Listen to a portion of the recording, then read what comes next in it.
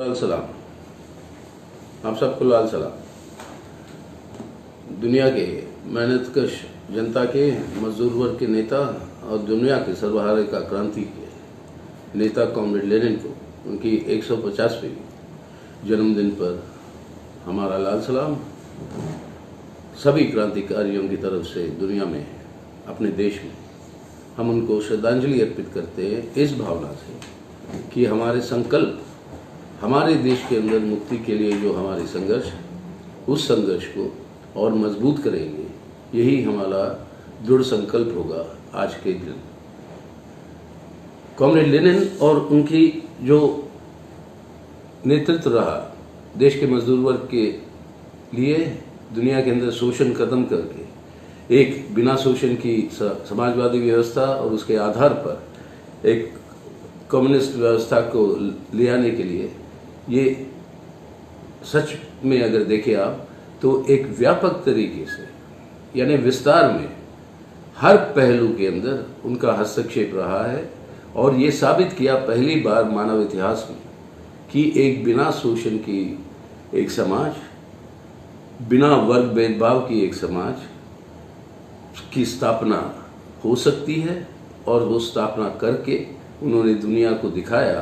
कि उसकी ताकत क्या है। और उस समाजवादी व्यवस्था जो 300 साल से ज़्यादा लगी है पूंजीवादी व्यवस्था को, जिस उपलब्धि पर पहुंचना 30 साल के अंदर यहाँ पर दिखा दिया कि किस तरीके से इस तरीके की व्यवस्था मानव इंसान को अपनी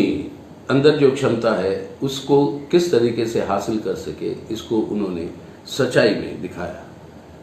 सबसे बड़ी उपलब्धि, कार्ल मार्क्स ने जो बात कहते थे कि आज तक फिलोसोफर जो है सिर्फ दुनिया को समझने में रह गए, लेकिन मुख्य बात यह है कि दुनिया को बदलना है। और लेनिन का सबसे बड़ा योगदान यही है कि दुनिया को बदला। रूस की क्रांति की सफलता की चलते हुए वो दुनिया को न सिर्फ दिखाया कि बदलाव हो सकता है, लेकिन पूरे दुनिया के अंदर मजदूर वर्ग की संगठनों को, कम्युनिस्ट पार्टियों को प्रोत्साहन देते हुए एक दुनिया की क्रांति के लिए जो उनका पूरा का पूरा योगदान रहा है, वो आज भी उसका असर हम सब पे उसी तरीके से है जिस तरीके से उन्होंने उस समय इसके लिए कोशिश की थी। लेकिन आज की इन परिस्थितियों में इसको कैसे हम आगे ले जाए, ये हमारे लिए सबसे बड़ा चुनौती है आज के दिन। लेनिन के बारे में जब भी हम चर्चा करते हैं, और ये सही बात है, उनके बहुत सारे महत्वपूर्ण रचनाएं हैं जिसका संबंध हर क्षेत्र के साथ है और सभी का एक ही उद्देश्य है कि क्रांतिकारी आंदोलन कैसे आगे ले जाए, मानव मुक्ति को कैसे हासिल करें। अक्सर हम जब अपने स्टडी क्लासेस करते हैं तो अलग अलग से इन रचनाओं को हम जो है ग्रहण करने की कोशिश करते हैं। बिल्कुल सही है, वो होना भी चाहिए। हर चीज़ के लिए स्टेट एंड रेवोल्यूशन हो, imperialism highest stage of capitalism की बात हो, या what is to be done यानी पार्टी का निर्माण किस तरीके से करना है उसकी बात हो, या सोशल डेमोक्रेसी यानी उस समय ये इसके टैक्टिक्स क्या होनी चाहिए। और इस तरीके के उन्होंने ऐसा कोई क्षेत्र नहीं छोड़ा जहाँ पर उनके हस्तक्षेप के चलते हुए दिशा निर्देश वो नहीं दिए। लेकिन ये सब संभव कैसे हुआ लेनिन को? अगर इसे हमें ना सिर्फ समझना है, इसको हमें भी ग्रहण करने की जरूरत है सब कम्युनिस्टों को। मेरा ही मानना है कि अलग अलग उनके रचनाओं के आधार पर ना चलते हुए ये पहले ये समझने की और ग्रहण करने की कोशिश करें कि कॉमरेड लेनिन इन सभी चीज़ों की, इनकी उपलब्धियों में कैसे कर पाए, उसके पीछे क्या था वो दृढ़ता, क्या था उसके पीछे वो ताकत जिसके चलते हुए वो ये काम कर पाए। और ये बात वो खुद ही बताते कि दो बुनियादी उसूल थे जिसके आधार पर उनकी पूरी की पूरी जिंदगी को उन्होंने चलाया और उनकी पूरी की पूरी उपलब्धियों को उन्होंने हासिल की। और ये दो बातें क्या थी? कॉमरेड लेनिन खुद बताते थे कि मार्क्सवाद की तरफ लोग आकर्षित क्यों होते हैं आखिर? वो इसलिए होते हैं कि यह एकमात्र फिलॉसफी है, एकमात्र दर्शन है जो जिसके अंदर दो गुण हैं जो किसी और दर्शन में, विश्व दर्शन में आपको नजर नहीं आते। एक गुण है उसकी क्रांतिकारी भावना, मानव मुक्ति की, और दूसरा गुण है उसका वैज्ञानिक आधार। वैज्ञानिक आधार और ये क्रांतिकारी भावना, इसकी मिलन जो है वही है मार्क्सवाद। और जब तक ये दोनों आधारों में कोई एक कमजोर हो जाती तो मार्क्सवादी आंदोलन में भटकाव आ जाता। सिर्फ वैज्ञानिक आधार पर विश्लेषण करते रहे, क्रांतिकारी भावनाओं को नजरअंदाज करे या उसको कम तुलना में देखे, तब जो है आप एक ऐसी दक्षिणपंथी भटकाव के शिकार बनते हैं। सिर्फ क्रांतिकारी भावनाओं को ही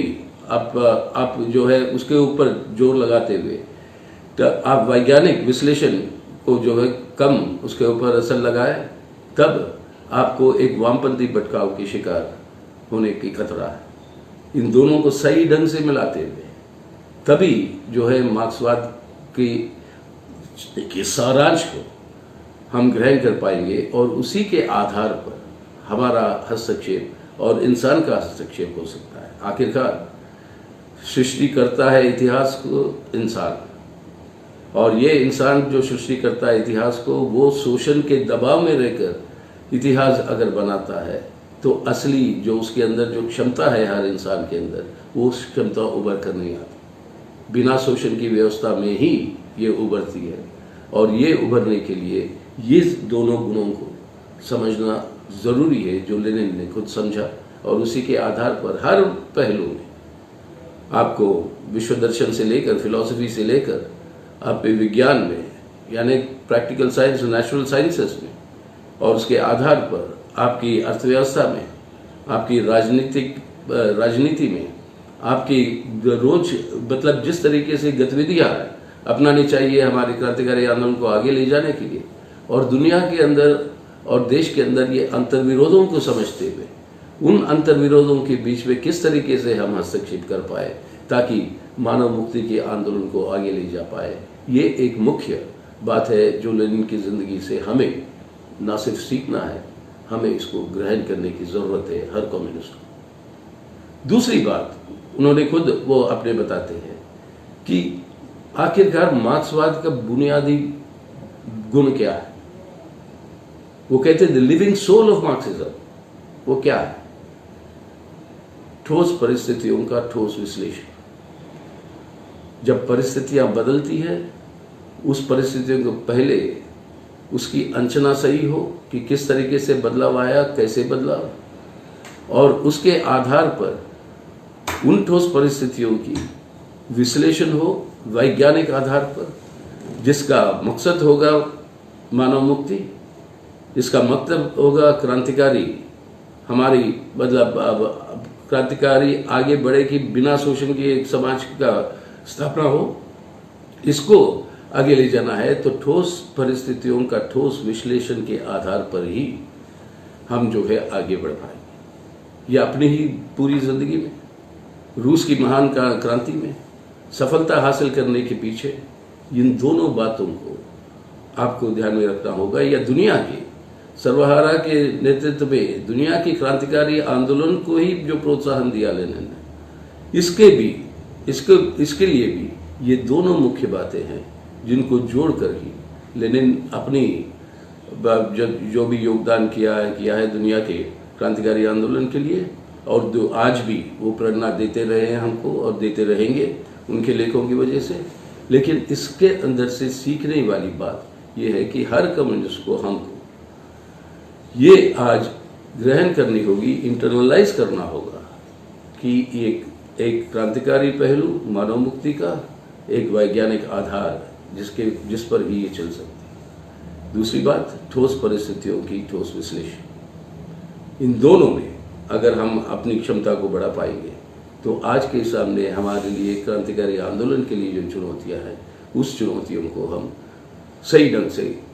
उसका सही ढंग से सामना करते हुए हम आगे बढ़ पाएंगे। जब साम्राज्यवाद के बारे में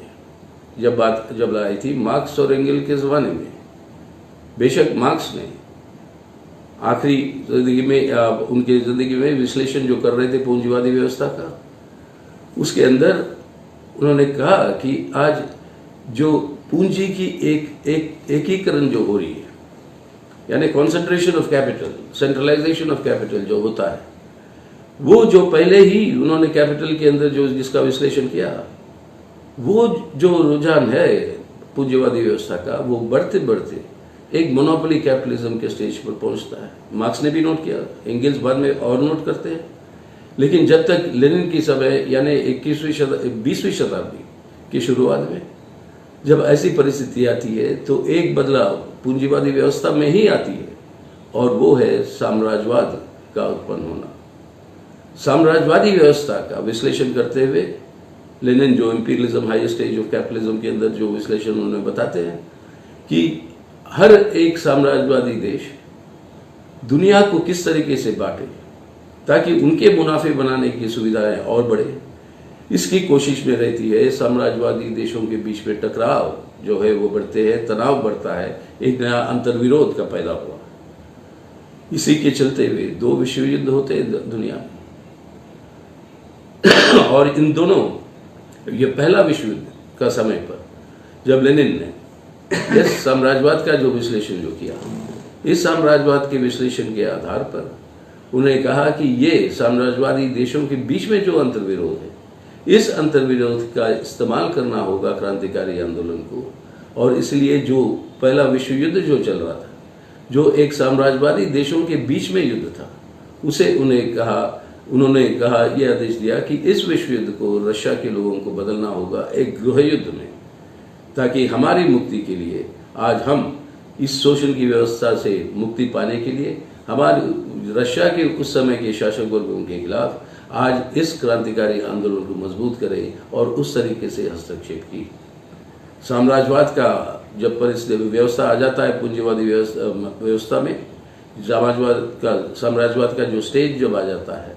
उस साम्राज्यवादी स्टेज में पूरे दुनिया को अपने साम्राज्यवादी जंजीर में बांध लेता है साम्राज्यवाद। उस जंजीर का सबसे कमजोर कड़ी कहाँ पे है? इनका ये कहना था कि वहाँ पर हमें हमला करना है इस जंजीर को तोड़ने के लिए, और सबसे कमज़ोर कड़ी उस समय था रशिया, और उस रशिया के अंदर उसको तोड़ने की संभावना जो उपलब्ध हुई, उसका पूरा का पूरा और सही विश्लेषण के आधार पर, समझ के आधार पर वो कर पाए। लेकिन ये करना इतना आसान नहीं था। हर समय,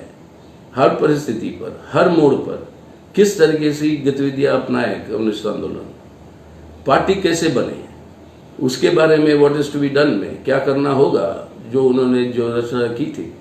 और उसके आधार पर आखिरकार राज सत्ता हमारे हाथ में आना है, उनके मुख्य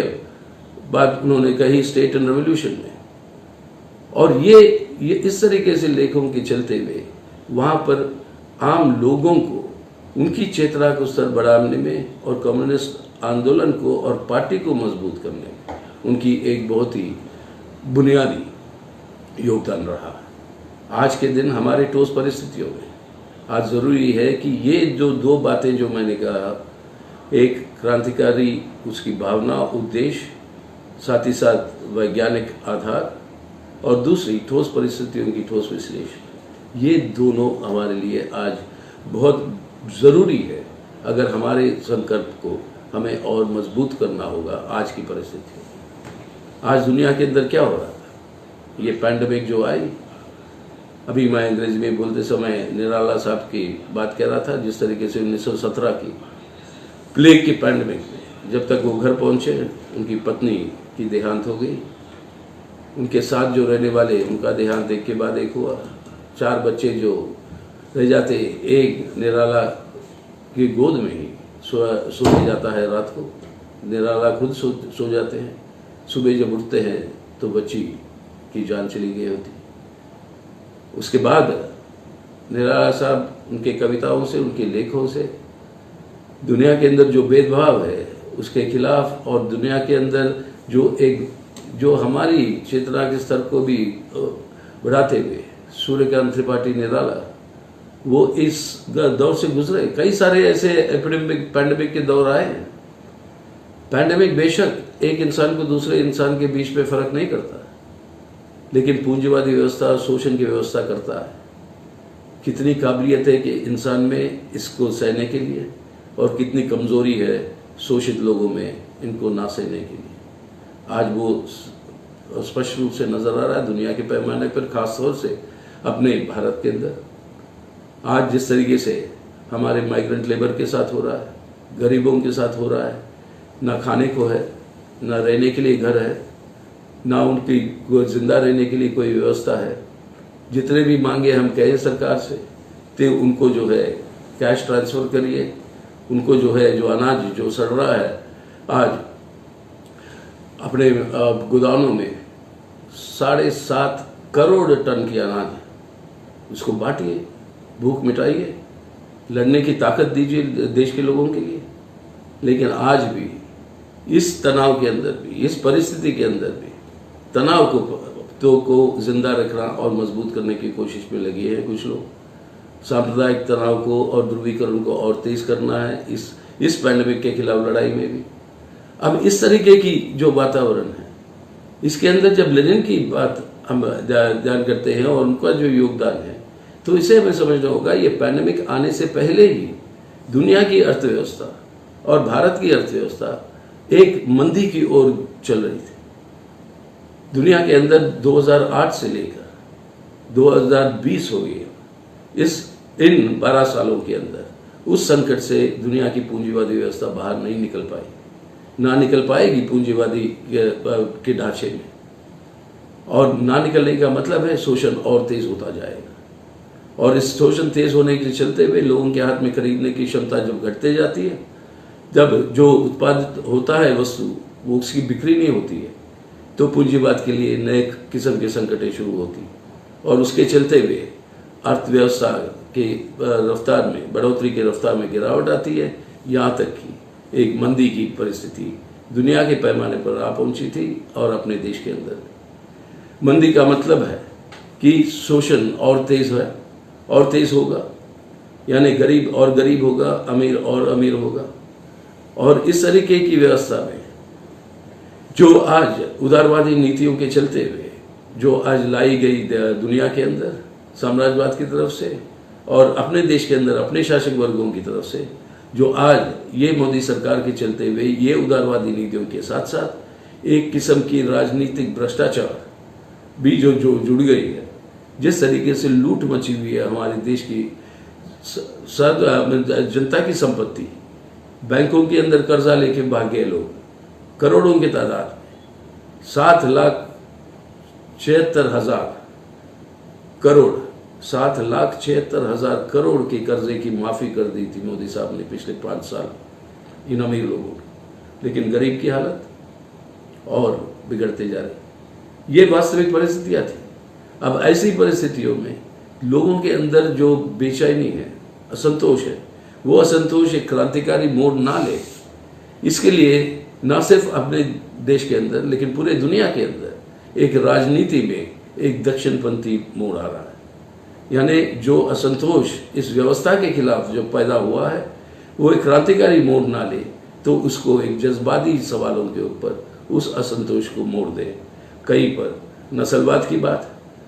हमारे देश के अंदर सांप्रदायिकता की बात और सांप्रदायिक ध्रुवीकरण को तेज करते हुए जो मेहनतकश जनता की एकता हम चाहते हैं क्रांतिकारी आंदोलन को आगे ले जाए, उसी मेहनतकश ने